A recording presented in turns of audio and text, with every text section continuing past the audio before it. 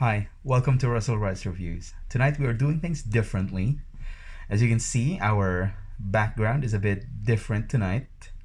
We are in a hotel in Shinjuku right now, and of course, I decided to try beers that are not available in Manila, and one of them is this one here. So, this is Kirin Green Label, 4.5% alcohol by volume, and on the label it says 70%. So when I grabbed this from a convenience store earlier, I just decided to get it without knowing what this means. 70%. So when I got to the hotel, I used Google Translate to find out what it means, and the translation was a bit faulty. At one point, Google Translate said it's 70% electricity or something. But when I when I got it right, I learned that it means, or it says, 70% less carbs. So it's light beer, from a carb content perspective. And when I tried it, it was, eh, just okay. It wasn't good. It wasn't great. It was it was pretty bad actually. I was expecting more because I know regular Kirin is good.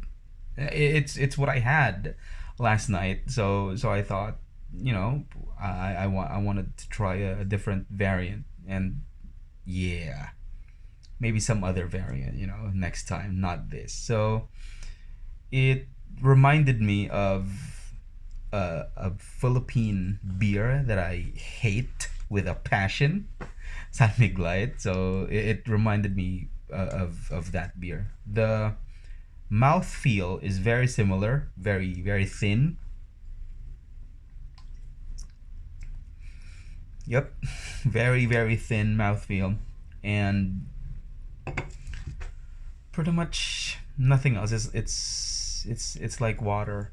So after I tried it, I tried to I looked for reviews, and I read a very good one. All right, from japantoday.com. So they said something about regular Kirin, and then about the green label they had to say, however, the green label is the diet version with 70% fewer carbs, and also 70% less flavor and masculinity. We like to call it water that gets you drunk. And that is how most people would describe San Miglite, right? So it's, well, no.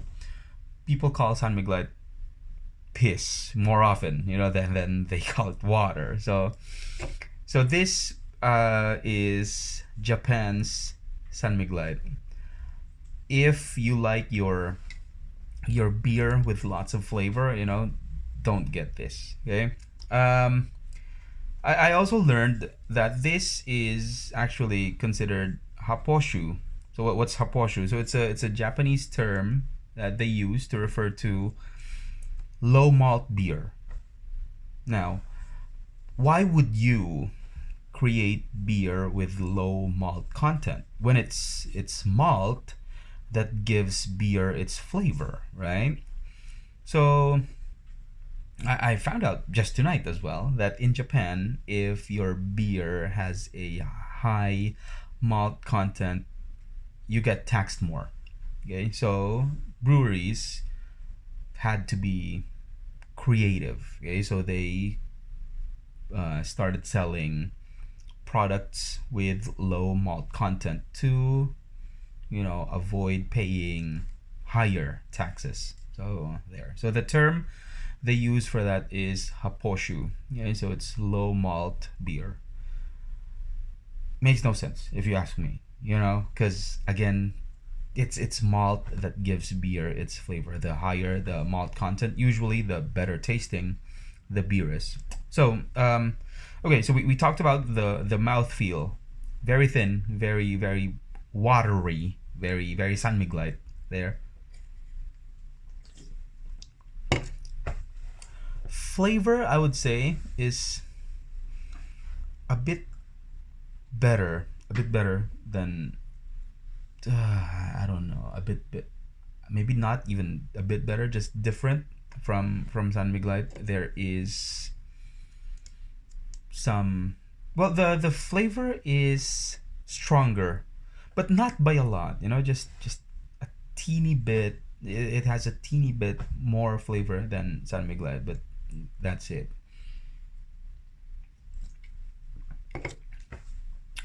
Very little aftertaste as well. I gotta say though, it it's a nice pair, you know, with this chicken on a stick. Um, I don't know, for some reason they complement each other, so that's pretty good. But you know, other than that, there's really no reason to buy this beer, unless, right, you're one of those people who watch uh, their carb intake there. Okay, so sure you can. It will still get you drunk. It's the alcohol content is a bit low at 4.5%, but I'm sure with, you know, a few cans, a few bottles, it will get the job done.